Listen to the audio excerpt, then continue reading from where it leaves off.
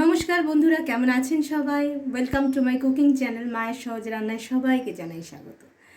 আজকে আমি একটা ঝিঙে দিয়ে রেসিপি করে দেখাবো। ঝিঙে পোস্ত, ঝিঙের ঝোল, ঝিঙে বাটা, এসব তো গরমে প্রচুর খাওয়া হলো। এবারে ডিম দিয়ে একটা ঝিঙের একটু পাতলা ঝোল মতো করে দেখাবো আপনাদের। আমার মনে হয় আপনাদের খুব ভালো লাগবে। আর এটা গরম ভাতে কিন্তু এই একটা তরকারি থাকলেই পুরো ভাতটা খাওয়া হয়ে যাবে। আমি প্রথমেই তিনটে বড় বড় মোটা মোটা সাইজের প্রায় 500-র ওপরে ঝিঙে নিয়েছি। এবারে কেটে ছোট ছোট করে 4 ফালা করে নিয়েছি আমি। কড়াইতে আমি প্রথমে সামান্য তেল দেবো। আমি সর্ষের তেলে রান্নাটা করছি, আপনারা চাইলে যে কোনো কুকিং অয়েলে করতে পারেন। তেলটা গরম হয়ে গেছে, এবার আমি দুটো ডিম ফেটিয়ে এখানে ভুর্জি বানিয়ে নেব। দুটো ডিম আমি ফাটিয়ে দিয়ে দিলাম। আমি কিন্তু ফেটিয়ে দিইনি, ফাটিয়ে দিয়েছি। এবার আমি নুন দিয়ে দিচ্ছি। এটা কিন্তু ভুর্জি বানাবো, সবাই জানেন ভুর্জি বানাতে।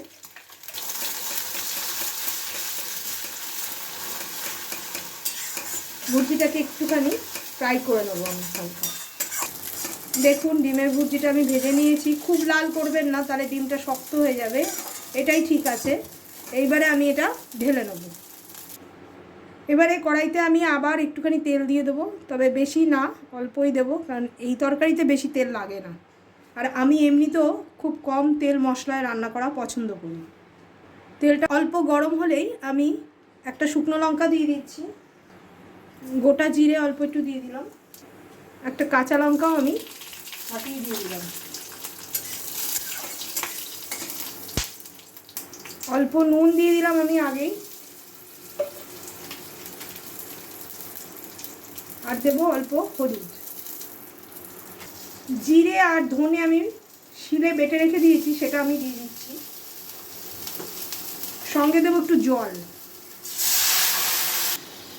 অল্প একটু আমি আদা বাটা দিচ্ছি, এটা অপশনাল, নাও দিতে পারেন আপনি। কাঁচা মশলাটা ভালো করে একটু কষিয়ে নেব আমি। দেখুন, মশলাটা কিন্তু খুব ভালো করে ভাজা হয়ে গেছে, শুকনো শুকনো করে। এবার আমি ঝিঙেগুলো দিয়ে দেবো। ঝিঙেগুলো দিয়ে একটুখানি ফ্লেমটাকে মিডিয়াম করে দেবেন। ঝিঙে থেকে কিন্তু প্রচুর পরিমাণে জল বেরোয়, সেই জন্য এখানে আর জল দেওয়ার কোনো প্রয়োজন নেই। আমি অল্প নুন দিয়েছিলাম মশলা কষানোর সময়, ডিমেও নুন দিয়েছি। নুনটা একটু বুঝে দেবেন, তবে নুন কিন্তু ঝিঙের জন্য দিতে হবে।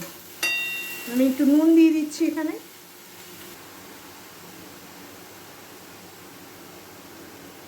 ঝিঙে থেকে যে জল বেরোবে সেই জলেই সেদ্ধ হবে। যদি ঝিঙে থেকে জল না বেরোয় বা অল্প জল বেরোয়, ঝিঙে সেদ্ধ হয়, তাহলে একটু জল দিতেই পারেন।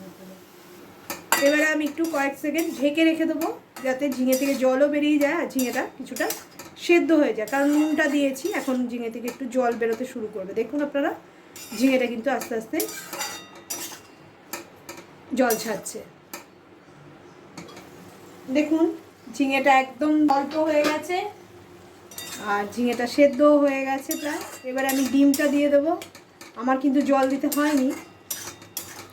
এটা কিন্তু আপনারা রুটি দিয়েও খেতে পারবেন, ভালো লাগবে খেতে, বেশ সুন্দর রান্নাটা। এবার আমি ডিমটা দিয়ে দিচ্ছি।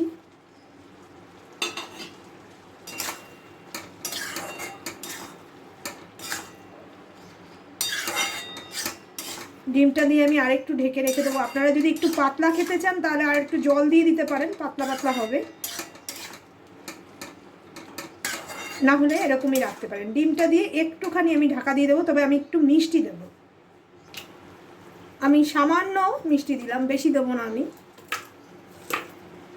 এইবারে ডিমটা দিয়ে একটু আমি ঢেকে রেখে দেবো, তাহলেই কিন্তু আমার রান্নাটা হয়ে যাবে। কত তাড়াতাড়ি দেখুন রান্নাটা হয়ে গেল।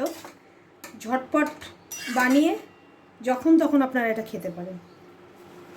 রুটি পরোটার সঙ্গে তো ভালো লাগবেই, আর গরম সাদা ভাতের সঙ্গেও কিন্তু ভীষণ ভালো লাগবে। এই একটা তরকারি দিয়েই মোটামুটি আপনারা সব কিছু খেয়ে নিতে পারবেন। ডিম আছে যেহেতু, যারা ডিম ভালোবাসেন তাদের পক্ষে তো এটা খুব ভালো রেসিপি। ঝিঙে খেতে চান না শুধু শুধু, তাহলে কিন্তু ডিম দিয়ে খেয়ে নিতে পারেন। আমি একটু ঢেকে রেখে দিচ্ছি, তারপরে একদম হয়ে গেলে আমি স্ট্যান্ডিং টাইম দেবো, তারপর আমি আপনাদের দেখাচ্ছি। আমি কয়েক সেকেন্ড ডিমটার জন্য ঢেকে রাখছি। কিছুক্ষণ রেখে দিয়েছিলাম, দেখুন ডিমটাও কিন্তু আমার সেদ্ধ হয়ে গেছে, ঝিঙে তো হয়েই গেছে, আমার রান্নাটা কমপ্লিট হয়ে গেছে।